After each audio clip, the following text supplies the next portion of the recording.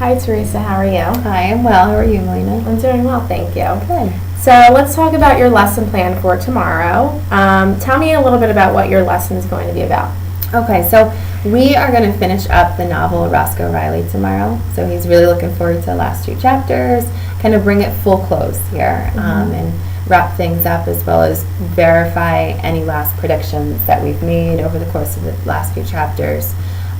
So my goal for tomorrow is not only to bring this novel to a close for him and for the character, but it's also to make any last minute connections that he might have.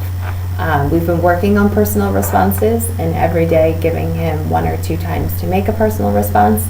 So now that we reached the end of it, it's going to be, what's that final response? What is it that you're going to walk away from reading about Roscoe's situation and how he handled it?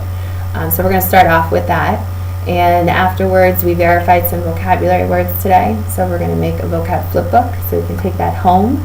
He's going to do definition, he's going to do illustration, and he'll also print the word on there for himself. So it'll be something nostalgia that you can take home. Oh, that's a nice idea. And then we're going to finish off with starting to publish our narrative piece.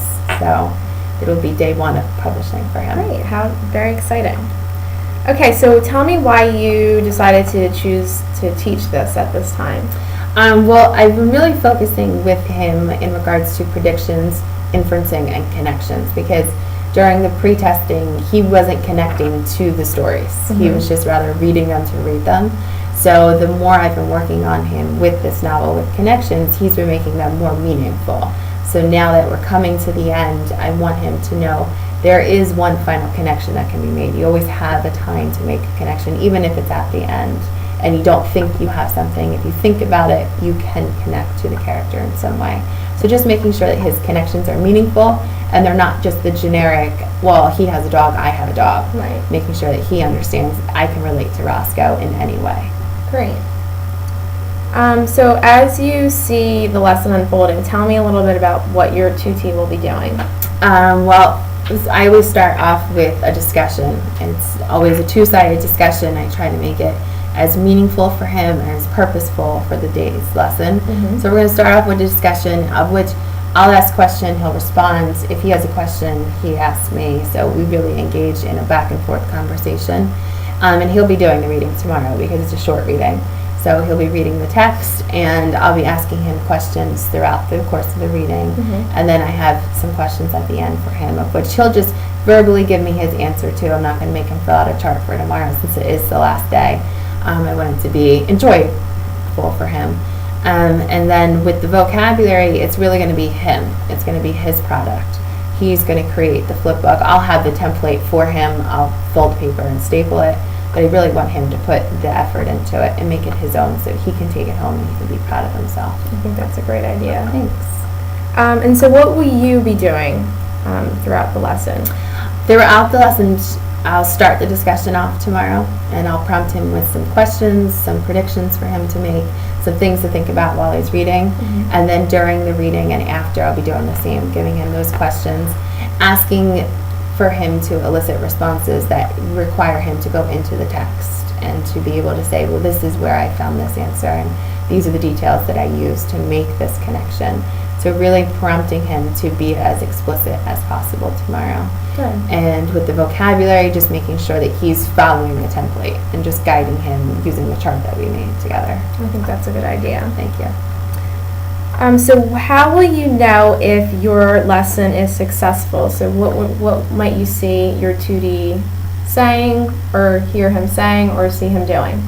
I think it's all about his responses tomorrow in regards to the reading. Because if he's giving me responses such as, well, I can connect to Roscoe because he has a dog and I have a dog, then I know that the connections aren't being made the way that I really want them to be.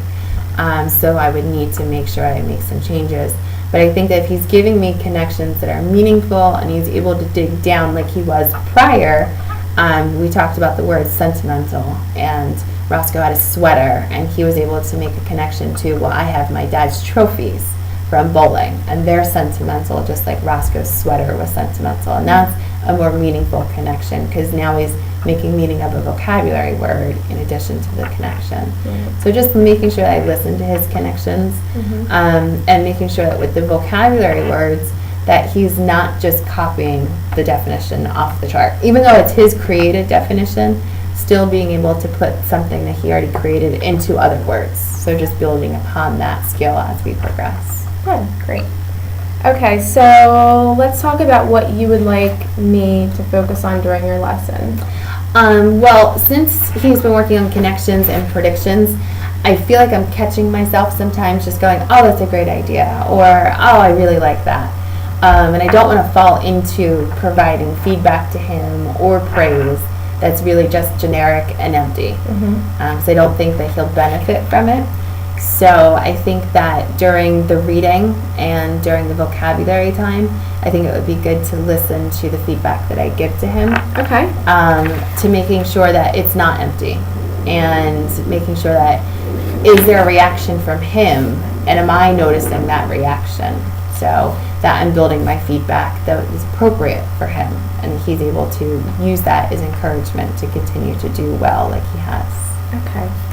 All right, so what I'll do is I will create a data collection sheet and focus my attention on the amount of praise that you give and determine whether it's generic or specific. Okay. And then take observations on your tutee's reaction to the praise. Okay, I think that's a good idea. Okay? All right. All right, well, I look forward to seeing your lesson. All right, thanks, Melina. Thank you.